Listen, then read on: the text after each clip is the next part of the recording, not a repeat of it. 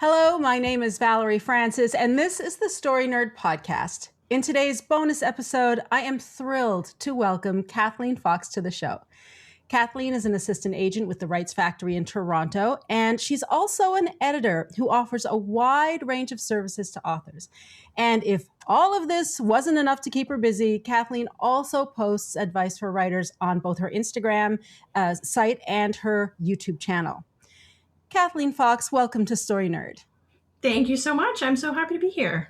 Listen, I'm excited. I will try to keep this to a half an hour because all I need is an open mic, really, and I just off I go. So, but we want to hear from you today. So, Kathleen, before we started recording, I mentioned to you that we've got quite a diversified audience here in Story Nerd. Everything from filmmakers and screenwriters and actors to literary agents like yourself.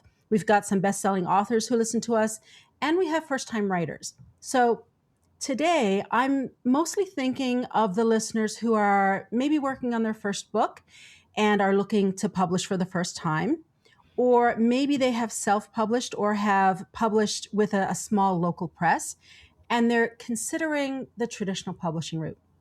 And Kathleen, I think that your experience as an agent and as an editor, I think this gives you a particularly interesting perspective on this business and one that you could share with our fellow story nerds.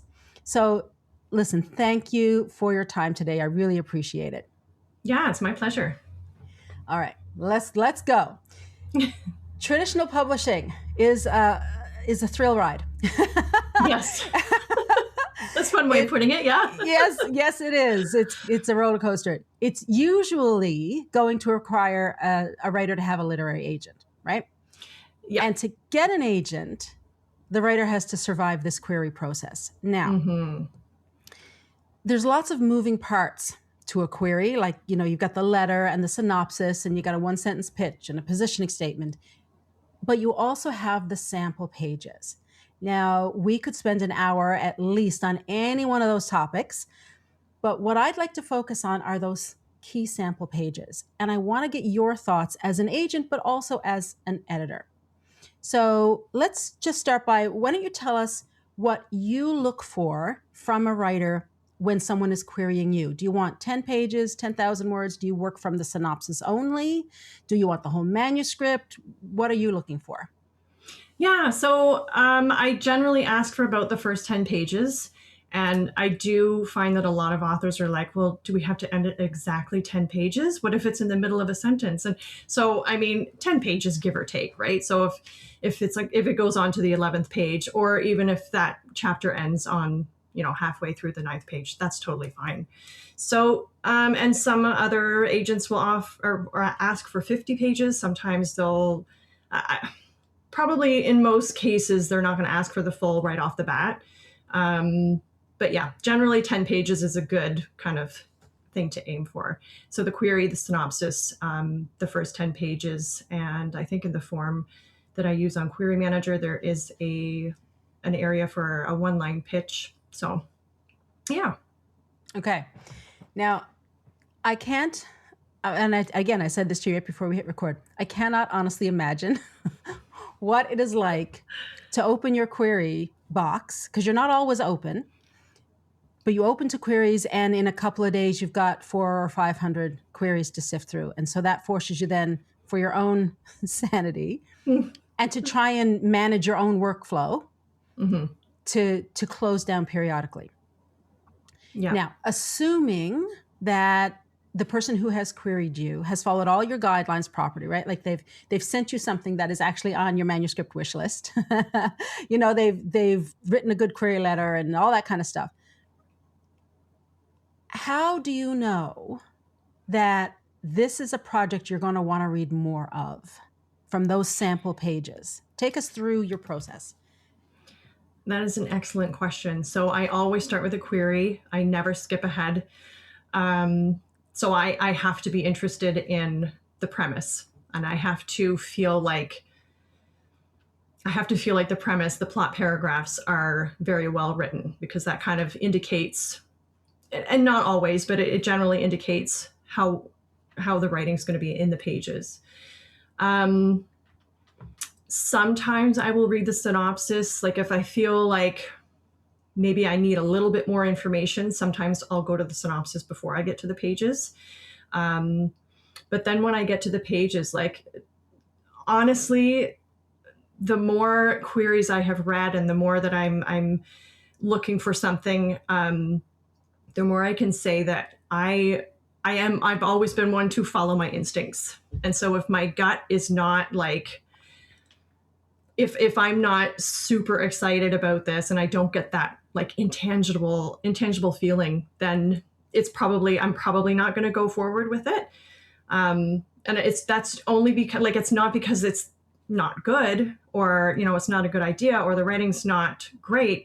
It's just, I hate this word because I know it's overused, but it is very much a subjective industry. And what I fall in love with isn't necessarily what the next person would fall in love with. So I am looking for that spark. I'm looking for that feeling that I absolutely have to read this. There's something just so interesting about the premise, and the writing is so good that I can't put it down.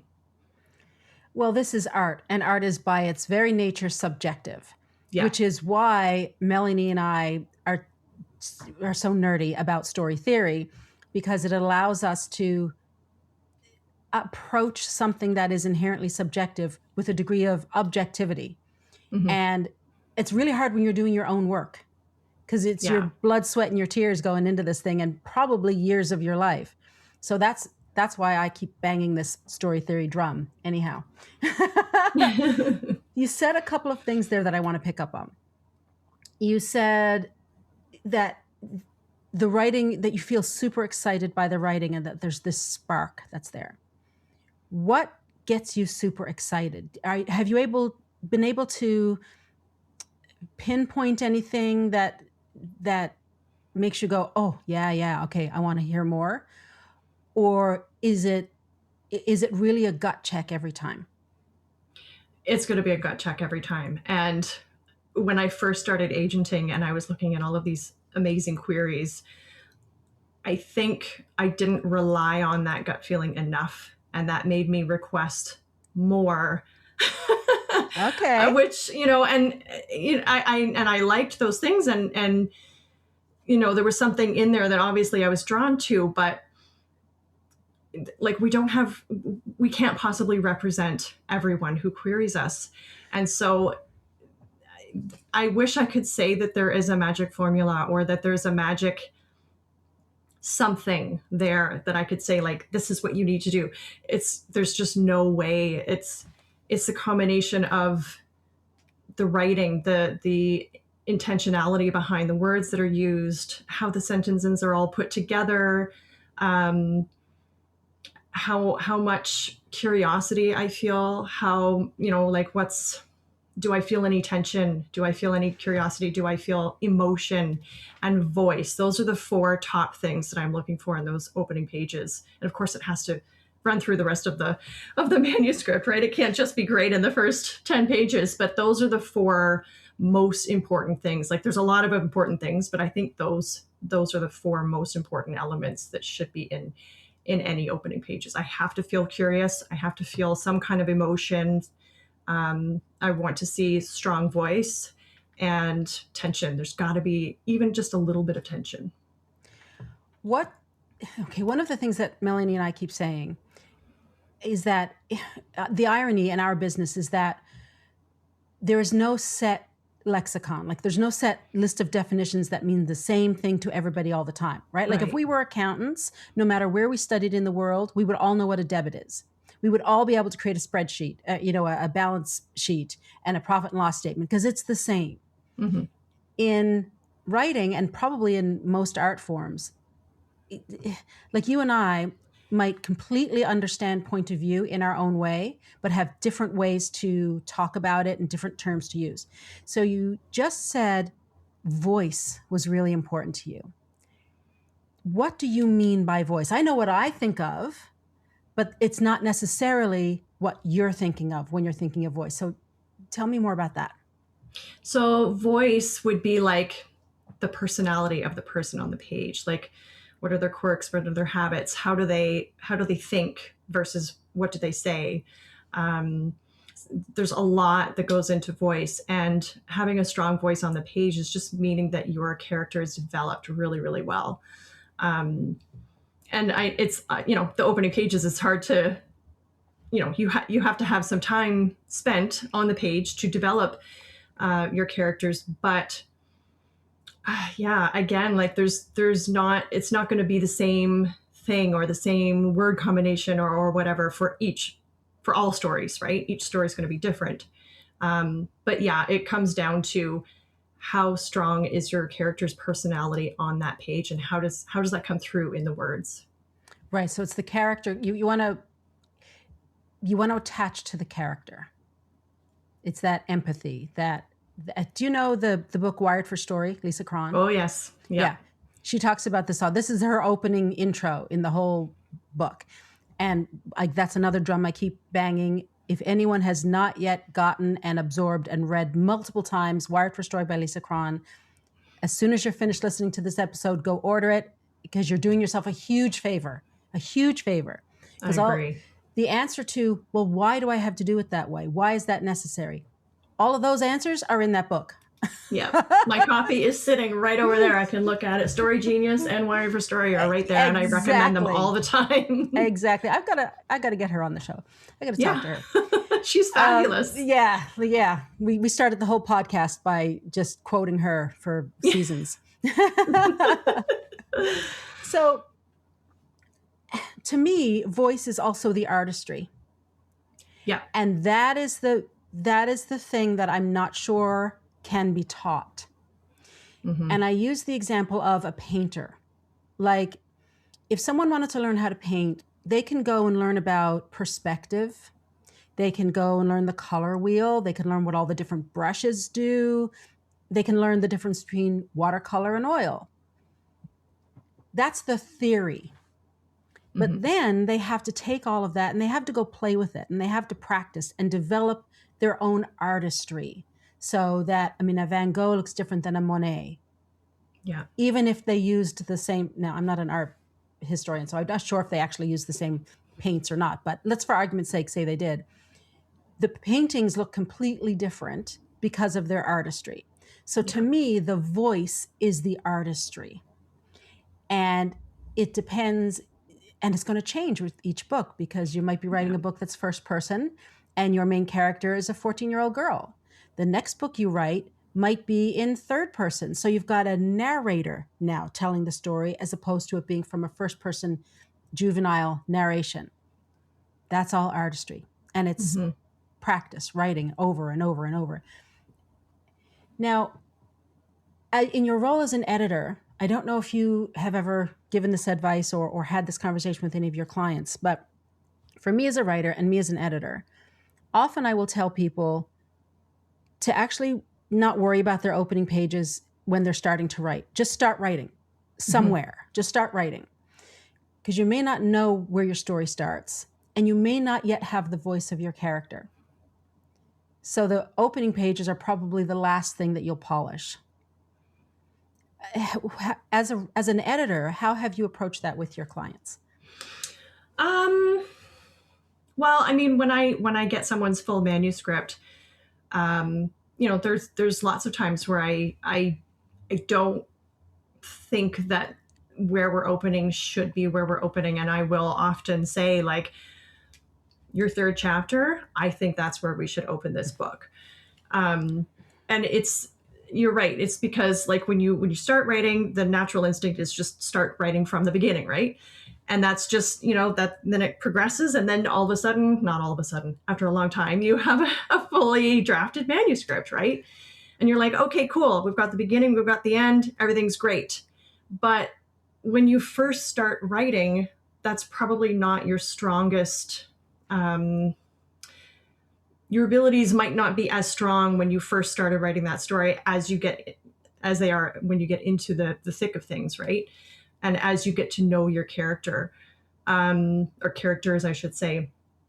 So I do get sometimes some manuscripts where I will suggest that the beginning might not be where it might not be the strongest option to start the story. So yeah, it's hard to give that feedback because, and I've been a writer, I've been in that place, and I, hand my book baby over to someone, and then you get feedback and it's not what you're hoping for. And I think it can be hard and, challenging to hear your story's not opening in the right place. But my job as an editor is to help you make that story stronger. So if that means that you have to go back and revisit the beginning and maybe move some things around, because by the time you get to the end of the story, you know your character way better than how much you knew them at the beginning.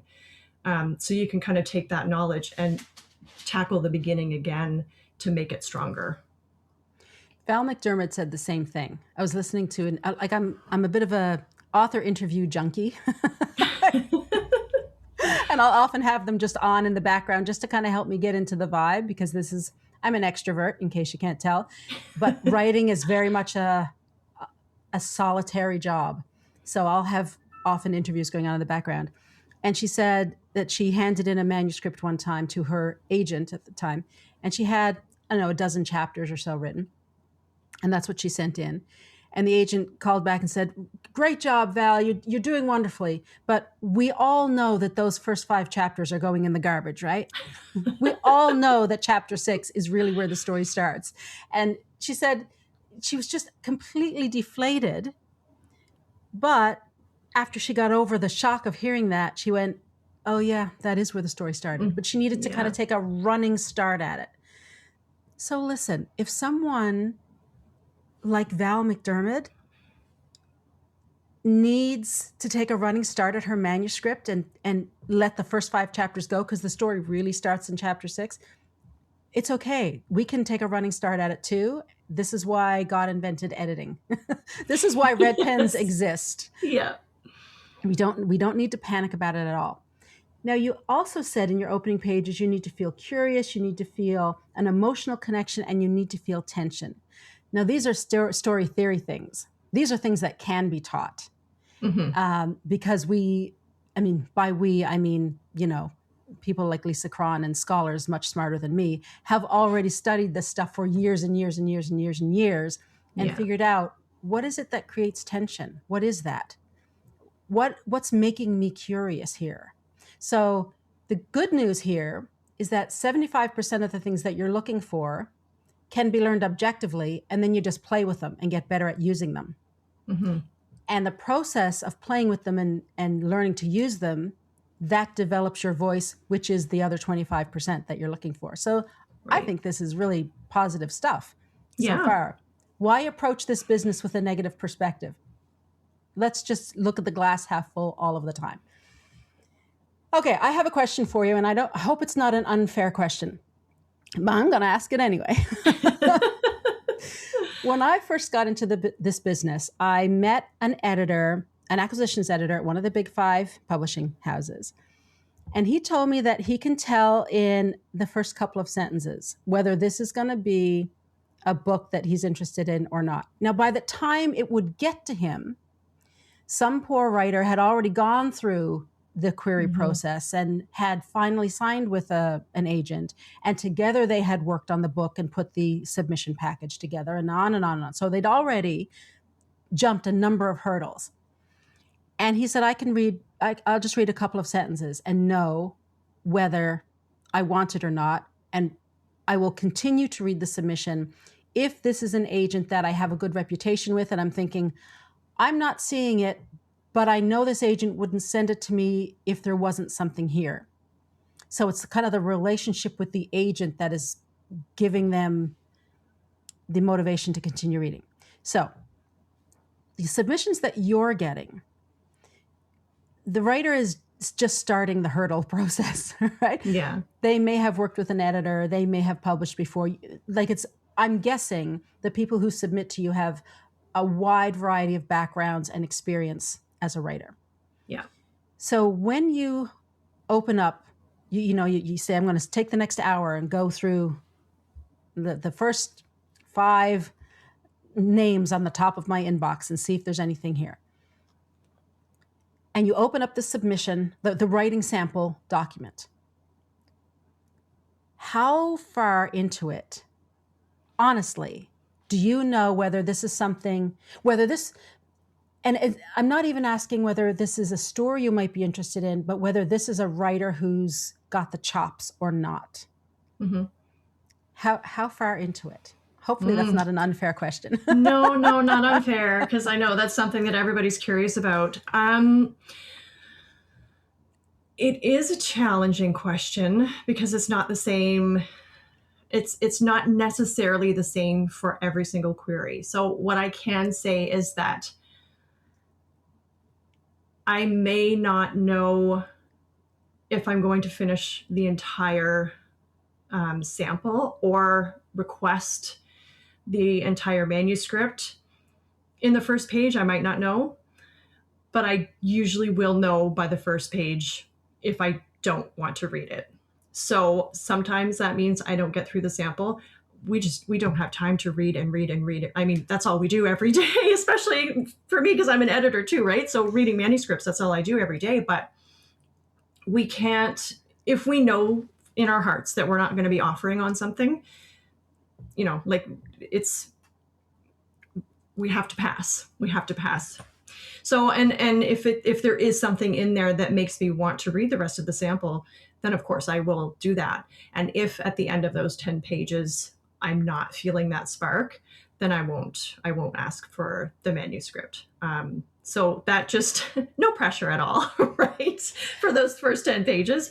But yeah, it's easier for me to say that I know within the first page that I'm not going to request more than it is for me to say I know within the first page that I will request more. Does that make sense? Yeah, totally.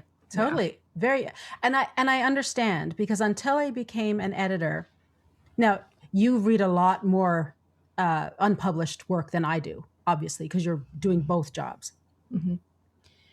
But it didn't take me too long after becoming a professional editor because first when this acquisitions editor told me that, I thought, that can't be true. That can't possibly be true. It didn't take me too long until I realized, oh yeah, it's true. It's true. Mm-hmm. Now, I'm not evaluating it on whether I'm going to buy it or not, because that's not what I do. Mm-hmm. But I can evaluate whether the writer has had experience with writing, whether Yes. there's a facility with the language. And most of the people I work with, their line writing is lovely. Mm-hmm. What they lack is knowledge of story structure.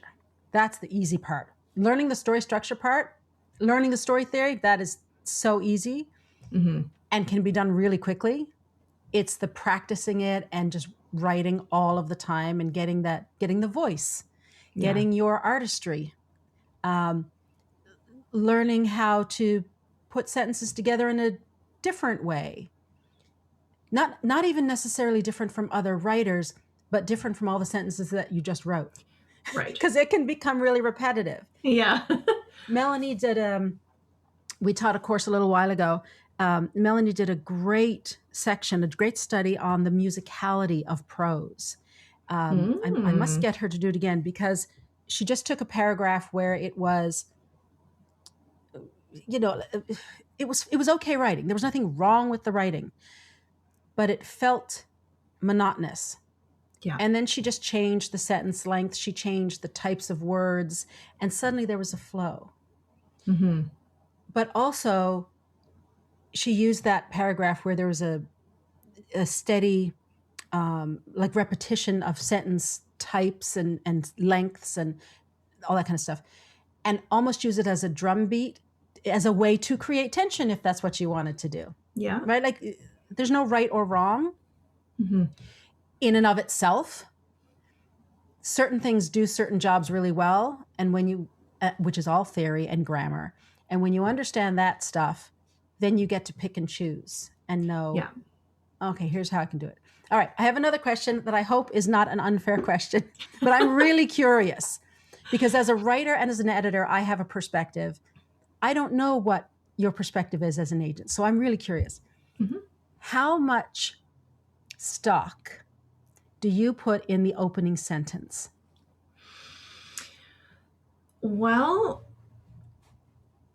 I would say a lot, really. I do look for a sentence that is immediately drawing me in. So I have kind of a list of, like, it's an odd number, but I like odd numbers, 21 things that I look for in opening pages. And one of those things is a killer opening line. And so as an editor, when I'm going through, well, even as an agent too, sometimes I'm able to pick out a different line and I'm like, oh my goodness, why aren't we leading with that? That you buried the lead. Yeah, exactly. So yeah,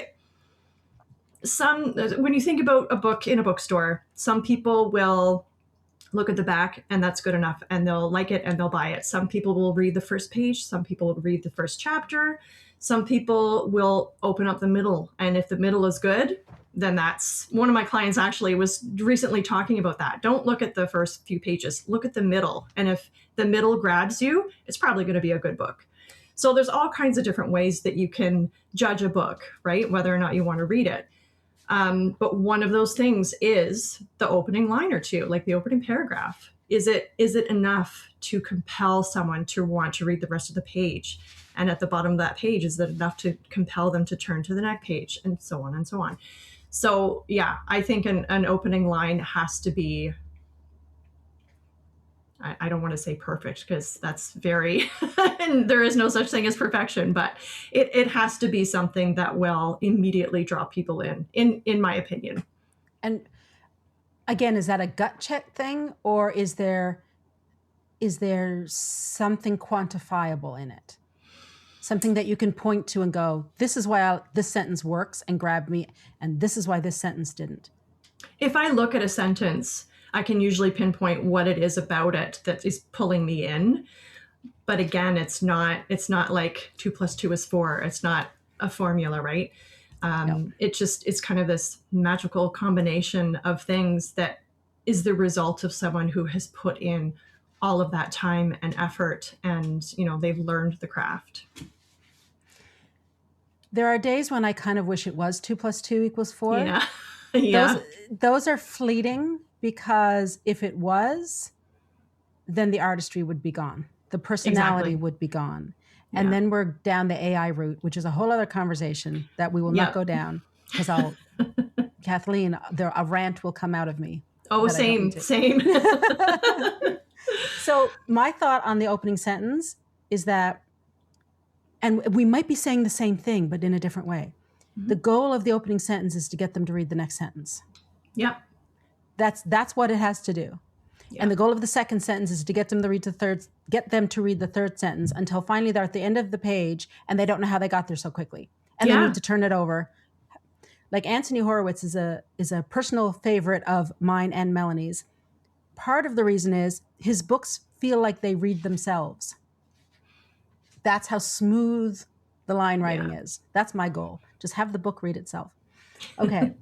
You mentioned, we're nearly out of time already. Only like a couple of questions into my list. All right. You mentioned there, and one of the questions I did want to ask you is, do you have a checklist of things you're looking for, whether formal or informal? And you just said you have a list of 21 things. I do. Is that a list that anyone who wanted to query you could get? Yes. And sort of evaluate themselves? Is that on your website somewhere?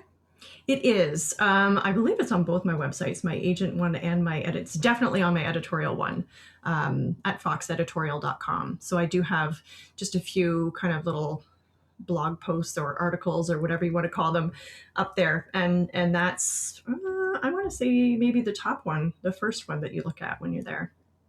Somehow I missed that. I've looked at your site so often. My apologies, I missed it. No, it's all good. All right. We're out of time already. Oh, I'm so sad. Will you come back and talk to us again on Story Nerd? Absolutely. I would love to. Yay. Okay, so as we record this now on February 27th, 2026, I know that currently you are closed to queries, but I know you're going to open up again. Yeah. So why don't you tell people what kinds of things that you are looking for, like what's in your manuscript wish list, but also what kind of writer are you looking to work with? Because this is a partnership between you and your clients. Writers don't, sometimes I fear that writers are looking to agents to give them a job. But as a writer, you are your own company. You as an agent are your own company. And a writer and an agent are coming together in a business partnership. So what kind of writer are you looking to go into business with? Yeah. Well, I mean, usually we're representing people that are wanting, like, they want the long haul, right? It's not just one book. It's what comes after, what comes after. And so, yeah, when I'm looking for writers, I would love to work with them for more than just one book. And sometimes that's not always the case. Sometimes there's a reason that they want to write one book and that's it. But in most cases, I find that writers, like, this is what they want to do. So I apologize. That's okay. For anyone listening, my chocolate Labrador Josie has been jumping up. She is pregnant right now, and she is very needy. Aww. So that's why she got to stay in the room while we did the interview. So she's just looking for love right now. Aww, I needed a lot of that sweet. too when I was pregnant, so I understand. Yes, yeah. Same. So I'm sorry. Please continue. No, that's okay. But yeah, in terms of what I'm looking for in queries and genres and things like that, I am looking for fiction and nonfiction, mostly in the adult space. When I first became an agent, I love thrillers. I'm going to be the thriller agent, and that has branched off to all kinds of different things. So I am still looking for more thriller, horror, but like haunted things and ghosty things and like psychological horror, not body gore stuff. Please. Body horror is not for the faint of heart. Yeah, exactly. But a good ghost story? Yes. Oh, yeah, I'm all about the haunted things. Yeah, me too. Yep. Anything with witches. So historical fiction, historical fantasy, thrillers, suspense, that kind of thing. I kind of want to say rom-com, but I'm not so much of a rom-com reader, so it's going to be a hard sell. So it's got to be like something really good. And people that are going onto my website will see me mention You've Got Mail about, I don't know, 6 or 7 times. So if you can comp to that, that's a good thing. If you can comp to Back to the Future, that's a dream for me. I love that movie. And then, yeah, in terms of nonfiction, my list is kind of all over the board. I used to say that I'm a picky nonfiction reader, but the more I am out there looking for things, the more I'm realizing that it's broader than what I thought. So yeah, anything that's a unique human experience and what others can learn from it. These mysterious ancient locations around the earth, motherhood and childbirth. I'm very pro woman coming into their own, coming into their own, right? I'm at that stage now where I have rediscovered who I am. It took me how many years to get here, right? Yay! Yeah. I understand completely. Yeah. So yeah, all about that. Anything to do with music. Yeah, it's animals. I'm kind of, again, like all over the board. So I do have a very extensive list on my You do. website. Yeah, and I do mention too stuff there that I'm not interested in.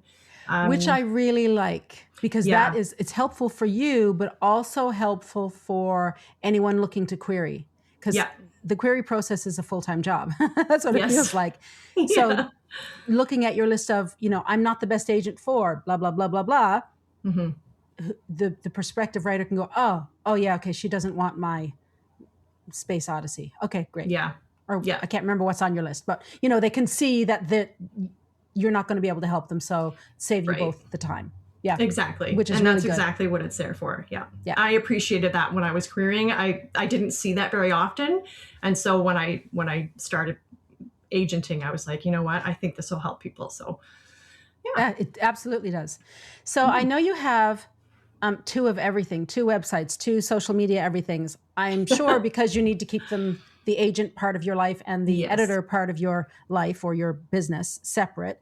So where is the best place for people to go to find out more about you as an agent and as an editor? So as an agent, I have my own website, apart from The Rights Factory. The Rights Factory is therightsfactory.com. My own agenting website is kathleenfoxagent.com. And then my editorial stuff is foxeditorial.com. And you're on the socials as well, Instagram, YouTube. Socials, yeah, yeah. YouTube. Okay, so I do post some stuff on YouTube. I started in the fall. Like I used to do podcasting, right? So I used to do Badass Writers, and I was running Mood Pitch on Twitter when things were still okay on Twitter. And so, I like kind of providing these communities for writers. So I started, but how time consuming a podcast is, right? And I was doing that all on my own, all of the editing, all of the interviewing and the scheduling and everything. And then I started agenting, and it got to be too much. So it is still out there, but I don't actively post any new episodes. But so then in the fall, I was like, well, I need to stay active on social media, which is, it's so time consuming. Another full-time job. Yes, exactly. So I started doing a post every day, Monday through Saturday, and Wednesdays were WordCraft Wednesdays. So that would be like more line level stuff, and foundational Fridays, and that would be more like big picture elements. So I do WordCraft Wednesdays on YouTube. I might start doing Fridays as well, but again, like I have to keep up with it, right? It's hard to do. But yeah, my Instagram. So sometimes I'll post on both because it's applicable to both editing and agenting. While I don't like editing and agenting, I keep completely separate. But when I'm posting about things, it's applicable to both. So Instagram and most of my socials is going to be _literary_cat_, and then Fox Editorial for that side of it. All right. Kathleen Foxx, thank you so much for your time today. We were supposed to record this hours ago, and then there was a province-wide power outage in Newfoundland. So this is Friday afternoon. Kathleen is giving us her time. So on behalf of the whole Story Nerd community, thank you. We really appreciate it. Please come back to Story Nerd anytime you want. We would love to have you. And there's just on this call, I thought of, a half dozen other things we could chat about. Yeah, I would be happy to come back anytime.